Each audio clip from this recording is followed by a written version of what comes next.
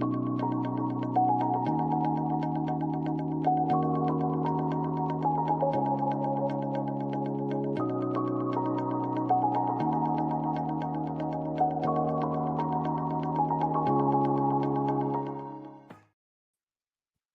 morning. It's Wednesday, June 18th. The multi-front war in the Middle East is now 621 days old. I'm your host, FDD Senior Research Analyst Natalie Ecanow, filling in for Jonathan Schanzer. Welcome back to the FDD Morning Brief. Today's guest is Behnam Ben Taleblu, FDD Iran Program Senior Director and Senior Fellow. He's our very own in-house missile expert, so he's the perfect guest to help us make sense of the latest developments in the war between Israel and Iran. Stay tuned for that conversation coming your way in a few short minutes. I occasionally step in as John's understudy for this program, and if you've tuned into my episodes, you'll know that I usually take this opportunity to bring you up to speed on the Qatar file. I still have plenty to say on that front. In fact, I was planning to tell you all about Qatar and the Muslim Brotherhood on last Friday's episode. For reasons having to do with a country that starts with I and ends with Ran, plans changed. My eyes have since been glued to my screen. Missiles flying to Iran, then to Israel, then back to Iran. Iran's chain of command crumbling before our eyes. It's jaw-dropping, history-making stuff. My colleague Behnam is the one to help us unpack the real nitty-gritty, so bear with me as I stick to the Qatar beat for a moment. In case you missed it, the Qataris are patrons of the Sunni jihadists who unseated Bashar al-Assad. Assad was an Iranian client. You'd think that dynamic would not a friendship make. Wrong. As it happens, Qatar and Iran have buried their Syrian hatchet. Isn't that sweet? The Qataris and Iranians think of each other as brothers. That's their word, not mine. They've signed economic and cultural cooperation agreements. They've worked together to sidestep maximum pressure. Heck, the Iranians showcased their drones and missiles at an international arms expo in Doha last year. So no, I wasn't surprised when Qatar condemned Israel over the weekend and joined Team Iran. And no, I wasn't surprised when Iran told Qatar to appeal for diplomatic help. Tell me again, why are the Qataris our major non-NATO allies? I'll wait.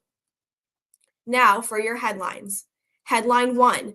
20 Arab and Islamic countries signed a statement calling on Israel to stop striking Iran. Qatar was one, along with American allies like Egypt, Jordan, and Turkey. The joint statement categorically condemned Israel and called on the IDF to stop the action in Iran immediately. Then came the usual accusation that Israel is violating international law and the United Nations Charter. The joint statement called for de-escalation and dialogue, and then it made a couple of truly ironic statements. First, the 20 signatories called on all countries in the Middle East to sign the Non-Proliferation Treaty known as the NPT. I guess they didn't get the memo that Iran is trying to pull out of the NPT as we speak. The signatories also stressed the importance of maritime security, but last I checked, the Houthis are the ones stirring trouble in the sea, and who's bankrolling the Houthis? The Iranians. Headline 2, another important elimination in Iran yesterday. The IDF took out Major General Ali Shadmani. He was the head of Iran's Military Emergency Command, overseeing the IRGC and the Iranian armed forces. Think of him as Iran's war chief of staff. According to the IDF, Shadmani was the senior-most Iranian military official and the closest remaining military advisor to Iranian Supreme Leader Ayatollah Ali Khamenei. Shadmani was on the job for all of 4 days. The IDF killed his predecessor on Friday, but rest assured, Shadmani made the most of his 96 hours at the top. The IDF said he oversaw combat operations and was responsible for approving Iranian attack plans. And headline 3, 2 Israeli soldiers were killed in Gaza. In one incident, a 28-year-old deputy company commander was killed in Khan Yunis by an explosive device planted inside a building. Another soldier was killed and 10 others were wounded in a second incident hours later. According to an initial IDF probe, the soldiers were traveling in an armored personnel carrier when a terrorist planted an explosive device on their vehicle. The blast killed 1 and seriously wounded 4. 3 soldiers were moderately injured and 3 sustained light injuries. The 2 fatalities were the second and third IDF fatalities in Gaza since Israel launched Operation Rising Lion.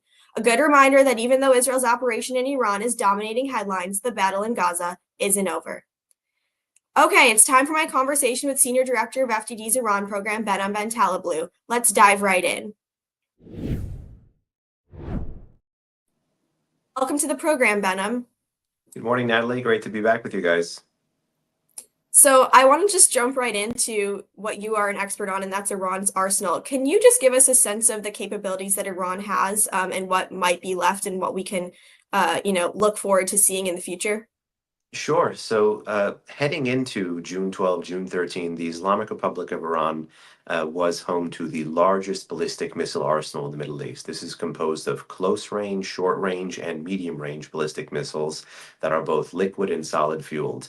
After the 5-ish days now of the Israeli-Iran exchanges, with the regime firing upwards of 380 to 400, probably by the end of today or tomorrow, medium-range ballistic missiles at Israel. Plus, of course, the things you guys have been seeing on the news and more likely on social media of the Israelis being able to engage in this thing called left of launch operations.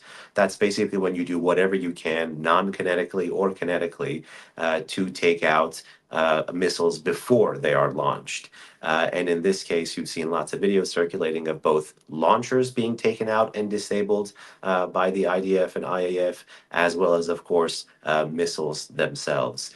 So there's lots of debate right now in the open source world. How many medium-range ballistic missiles? That's the distance needed to traverse Iranian territory to Israeli territory. It's a little over or under 1,400 kilometers. How many of those does Iran have? If you believe the debate started with 2,000 of the 3,000, you're probably down almost around the low 4 digits. If you believe it started with 1,000, then you're probably down even significantly more than that. And this is the bind the Israelis are trying to put the Iranians in, because the Israelis have been fighting a multi-front war. They've been fighting adversaries who simply quantitatively have more arms than them. The Israelis have been able to take that quantitative advantage that the Iranians have and flip it on its head by both successfully intercepting many, but not all, unfortunately, of the Iranian direct ballistic missile attacks, and then on the other side, go after their arsenal and shrink their arsenal, as well as shrink the capability of them to continue to launch. And you see the Israelis moving from the first chain of bases in Western Iran to a second chain of bases in central Iran. And this is designed to keep the regime going back, and to go after the capability and even the will of them to keep firing. Unfortunately, the will part still has not been impacted yet, but the more the regime fires, the more it knows it will have less for any potential future fights with Israel or any adversary that is far away. And this is designed to impact the regime's thinking about its future survival. So the Israelis are fighting, I would say, multi-domain against the Iranian missile threat here. Israel miraculously has been able to intercept most of the incoming missiles. But Israel's done a lot more over the last, 4 or 5 days in Iran. Can you just give us a breakdown of what exactly the Israelis have been able to achieve so far? Let me also just say my heart goes out to civilians on both sides of this conflict, but also we have had colleagues and friends in Israel. No joke, I was supposed to be in Israel on Monday, and all the weekend we were glued to the screen. And I had actually, just a small anecdote, never been in Israel during a time of crisis. So, never during the May 2021 war, for example, or previous rocket exchanges with Hezbollah or Hamas. And this was supposed to be my first post-October 7 trip to Israel. The reason I'm mentioning this is because one of those Iranian ballistic missiles actually did penetrate a shelter, killing 3 to 4 people. And as we see the conflict evolve in places where we still have quantitatively more successful Israeli interceptions, the Iranians may move from using 450 to 500 kilogram warheads to, as they fear more about things related to regime survival, potentially larger and heavier warheads. So in the off chance that those are not intercepted, the blast impact or the ability of some of these things to burrow does raise. So these are things that I'm thinking about as we continue to see the war unfold over the next few days. And to the heart of your question, sorry, I interrupted. Can you repeat it one more time? Yeah, sure. What have the Israelis been able to achieve over the last few days in Iran? Borderline air superiority. I say borderline because even though the Israelis have struck a target in the northeastern city of Mashhad, much farther away than even they may have even needed to strike, the Israelis are concentrating on western and then parts of central Iran to be able to make sure that they are basically uncontested. The real nut graph here is that as much as folks are focusing on the overt side, so the airstrike side, what enabled this really successful Israeli military operation was, of course, the thing that enabled much of Israel's successes, particularly against Hezbollah during the battles of the post-October 7 Middle East, and particularly what we saw in the fall of 2024, which is the ability to go after decision-making, command and control structures, and the strategic brain trust of its adversaries. So in this case, the fact that the Israelis began a conflict with already a conventionally inferior adversary by having their command taken out. You basically have had the who's who of the Islamic Revolutionary Guard Corps gone, multiple Iranian nuclear scientists gone, almost all of Iran's more layered air and missile defense is gone, tons of short and medium range radars gone that would allow the Israelis basically to be uncontested in western and central Iran. They have air superiority there now. And the fact that they can marry this conventional overt military infrastructure with still what they have in the country, which is these guys have been able to build covert drone bases that have been going after those Iranian launch capabilities as well. And again, this drone footage is being shared by the IDF and IAF on social media. So the Israelis are showing both from the overt and the covert side, both from the conventional and the unconventional side, how they've been able to put the Iranians in a pincer and force them to make decisions that were much less professional from a military perspective and force them really into making mistakes. And you're seeing this, unfold right before our eyes because there's a tier one military fighting a tier three terror sponsor. So when you have that dynamic of a tier one military fighting a tier three terror sponsor, is there any strategy that you see the Iranians pursuing, or is this sort of spur of the moment decision making, and sort of do what you can to get the job done? I was trying to tell the press this all weekend. The Iranians, the capabilities they have, they know conventionally they are outgunned, but the capabilities they have makes them excellent crisis bargainers, or basically all of the things pre-war. Their arsenal, their capabilities are well suited to that. But to sustain a war, that goes obviously to a much more high-tech, much more conventionally capable military. And as again, the Israel-Iran shadow war moved out of the shadows in 2024, the Israelis realized, I think, that they could drive the Iranians into making mistakes. Now, I think one area where the Iranians think that they're winning, but they're making a gigantic mistake, is the counter value strikes. So counter value strikes are these large ballistic missile barrages against civilian population centers. You've seen them at places like Ramat Gan, Haifa, Tel Aviv, suburbs of Jerusalem even. If you have the home front command, you'll even see shelter warnings for places as far north as Akko or as far east as Ain Zivan, for example. So the missile threat to civilian centers is how the regime is trying to play it here by drawing blood so that the regime gets a status dividend of having responded. That's one. Two, the propaganda war after having drawn blood or after being able to interrupt the normal pattern of life that is Israel. Then the third, obviously, is to actually erode the will of the Israelis to stay in the fight over time. Here, I think if they know even anything remotely about Israeli history, they would be misreading the situation. But nonetheless, this is actually part of their military strategy.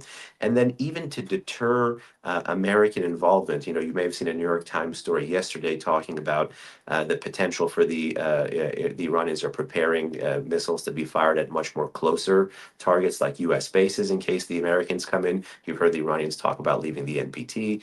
You've heard the Iranians at the same time talk about potentially closing the Strait of Hormuz. By threatening to widen the war without first widening of the war, they're hoping to play to the more restrained element, the more responsible, the more kind of conservative element in American foreign policy that would worry about the implications of a wider war. And instead of having America enter as Israel's partner, they're hoping to have America enter as a deconflictor in the war between Israel and Iran, basically put a stop to it, and then essentially have them live to fight another day.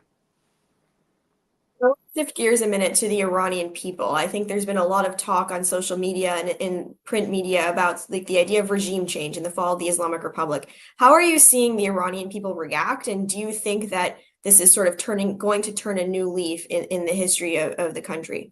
It's a kaleidoscopic reaction. The first thing let me tell you is that large swaths of the Iranian society are against the state.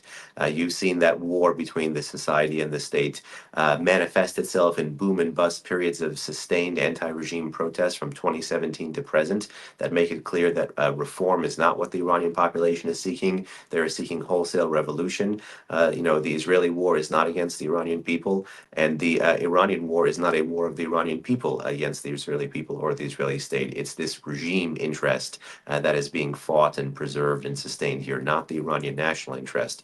The reason I'm saying that is because you've had rounds of protests from 2009 to present in Iran saying, not Gaza, not Lebanon, my life only for Iran. And we are living through a world right now of a government quite literally having prioritized the opposite, prioritizing Hezbollah, prioritizing Hamas, prioritizing the destruction of the state of Israel over the public good and national interest of its own people. And the reason we say that is because as the first and second waves of Israeli attacks happened, the broad kind of consensus on social media, and even people you would kind of be able to ask within country, was broadly celebratory. Obviously no one wants to see an attack on their territory, but because they saw basically the command and control structure of the Islamic Revolutionary Guard Corps gutted, and a lot of the military capabilities that the regime had invested in, rather than investing in the population and critical infrastructure at home, basically yet to be gutted as well, there was celebrations. People were broadly supportive. But again, public opinion is very kaleidoscopic, and the more the war has gone on from a targeted campaign into really 5-6 days of a direct Israel-Iran exchange and the most significant sustained foreign military operations against Iranian territory since the end of the Iran-Iraq War, the civilian casualty count grew, and obviously the concern grew. So everybody in Iran right now, regardless of your orientation, anti-regime or pro-regime, is in survival mode. Tehran, for example, is a town that is continuing to get some of its military and political installations struck. That is essentially where you have about 10 million plus people, many who have been trying to flee. Some have been abandoning cars on highways. Some have all essentially have zero shelter. So you couldn't have a sharper divide between what the Israeli government has provided for its own people and what the Iranian government has refused to even bother to think about, let alone to have to provide for its own people. So the contrast is stark. I know you see in the Israeli public messaging an attempt to drive the Iranian population to become another vector of pressure against the regime as the Israelis also continue the campaign.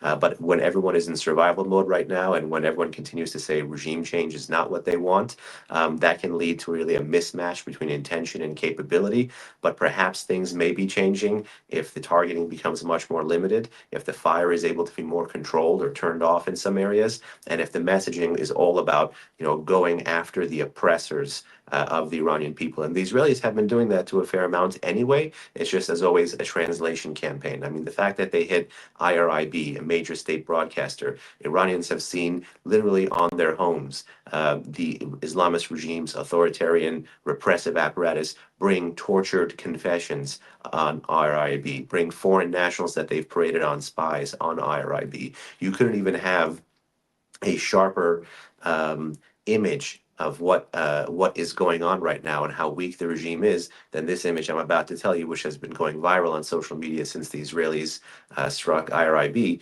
which is Tehran, all basically this part safe and sound, one burning building in the middle with flames coming up out of it, and the call to prayer in the background on that building is RIB. And it's a haunting reminder of how lethal, but also how weak this regime is, and how different the war is for the regime versus how different it is for the Iranian people. The Iranian people are a very nationalistic people, and the fact that you still have them applauding strikes against their oppressors and still have them looking at the conflict this way tells you so much about how badly the Islamic Republic has botched everything at home for the past 46 years. Okay, one last question before I let you go, and it's a big one that I think is, swirling around a lot of Americans' minds. What do you think the role the U.S. should be playing? What role should the Trump administration sort of pursue? Do you think we're going to get involved? Go ahead. Well, it'd be hard to recommend something in less than a minute. So let me just say this. Full backstop, the U.S. has to make sure that we are there to help with the track, detect, and destroy mission when it comes to the Iranian ballistic missile barrages. I think in terms of deterrent posture, we need to bolster our posture in the region, which is exactly what you see with some more naval assets coming in. I think in terms of messaging, however, there's been lots of public messaging by the president about what is the supreme leader a target? Is he not a target? Is surrender an option? Is a deal an option? I think the fact that the messaging is changing so often can actually be counterproductive. I actually think quiet can actually induce fear, and then a private communique of here's what you need to do. You know where to find us. If you don't disarm, you basically something will happen to you. And I think that's where you can actually take the messaging and play up the fears the Iranians have rather than play down. Also, it's interesting, the bulk of the American military debate, at least in the open source domain, is something about something much smaller, about force protection against bases and consulates and embassies in the region, or it's about preventing the closure of the Strait of Hormuz. So it's about either hardening a base or deterrence, or it's about a decapitation strike. But actually, the area where the U.S. would be easiest to get involved would be the counterproliferation campaign against Fordo, because while it may be the Israelis may be going after the long-range strike capabilities of the Iranians and going after other assets the Iranians have, this war for Israel will be defined by have they been able to meaningfully stop or meaningfully delay a potential Iranian move to a nuclear weapon. And because it's a strike on Iranian territory, the political impetus for it goes up. You have to make sure all the capabilities available to the regime goes down. And this is one area where the Americans, by entering there, would be able to magnify the counterproliferation success. Obviously, it's going to have to be risk reward traded off with, is that all the Americans are going to do? Or, at what point does this mean going after leadership assets? At what point does this mean actually not even offering to negotiate anymore? What is the overall political goal after having achieved that military success? And these are the conversations America and Israel need to be having right now in private with one another, and then go public with it, not in terms of speeches or press releases, but in terms of action. Great. Thank you so much, Behnam, for all those insights. It was great having you on the program this morning. Great to be with you. Thank you.